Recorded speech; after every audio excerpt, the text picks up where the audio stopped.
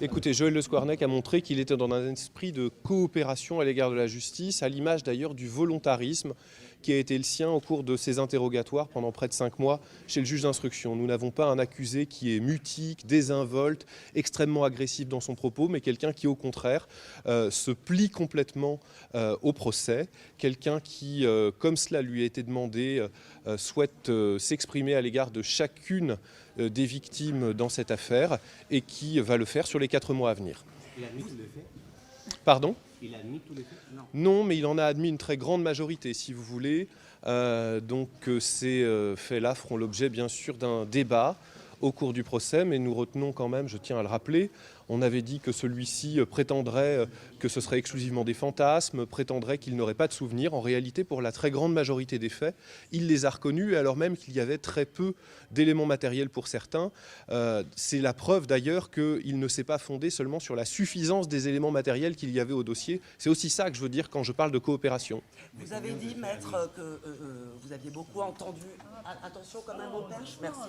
Vous avez dit que vous avez beaucoup entendu et sans doute plus que c'était un procès hors norme. Vous ne voulez pas d'un procès hors norme. Vous pouvez nous dire ce que vous vouliez dire par là?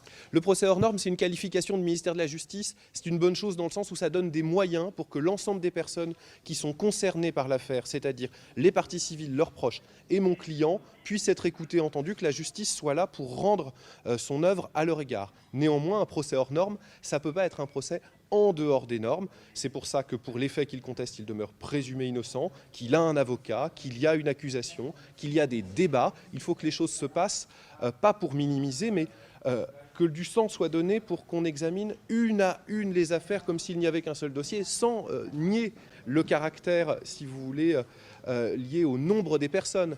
Mais il faut que dans ce dossier-là, comme dans tous les autres, et c'est les garanties que la Cour criminelle veut apporter ici, justice soit rendue dans des conditions normales. Comment a-t-il réagi à la longue, pardon, à la longue énumération des noms et des prénoms de ces victimes qui a résonné dans la salle d'audience? On l'a vu, en tout cas, devenir plus rouge. Vraiment, sa carnation a changé. Il a pris la parole ensuite. Les avocats de partie civile doutent de la sincérité de ces déclarations. Comment vous l'avez ressenti? Il a été très affecté, très abattu, très digne aussi, en tout cas à la hauteur des enjeux. Il n'y a pas du tout un souhait de se défausser, de minimiser, de se retrancher derrière son petit doigt. Vous l'avez vu ce soir, il y a eu des descriptions qui ont été faites dans les médias, il y a les craintes exprimées par certaines parties civiles. Là, vous avez l'homme que nous défendons, l'homme qui assume sa responsabilité et qui se montre en effet très affecté par les actes que lui-même a commis et pour lesquels il dit souvent « le responsable, c'est moi ». C'est un homme qui a changé par rapport au procès de ça. Vous pensez qu'il a évolué depuis ces dernières années? Incontestablement, comment peut-on imaginer quelqu'un qui passe 8 ans en détention, qui s'investit dans un travail psychologique qui n'est pas obligatoire, je le rappelle, qui en justifie devant la cour criminelle et que tout cela fasse que cet homme soit totalement le même. C'est nier ici l'œuvre de justice. Nous, ce que nous souhaitons, c'est montrer que la situation de chacune des personnes et ce dossier dans la globalité a été plus que prise au sérieux par l'accusé. Il s'est investi dans ce travail psychologique qui n'efface pas du tout ce qu'il a fait. Il ne le fait pas pour minimiser et dire « voilà, j'ai fait un travail psychologique, c'est terminé ». Pas du tout. Mais en réalité, ça montre que l'accusé est à la hauteur des enjeux. Il y a des gens qui parlent aussi d'une responsabilité du collège de l'ordre des médecins. Qu'est-ce que vous en pensez? Vous pensez qu'il n'est pas le seul responsable de ces faits, qu'il est le seul par rapport à tout son parcours, parce qu'il a continué en travaillant? Vous avez constaté qu'il y a eu un débat là-dessus cet après-midi. Ce que je rappelle, c'est qu'une enquête est toujours en cours. Elle a été annoncée par le procureur de la République de Lorient, qui est avocat général dans ce procès. Qu'en dit la défense de M. Le Squarnec dans ce dossier dans lequel nous ne sommes plus?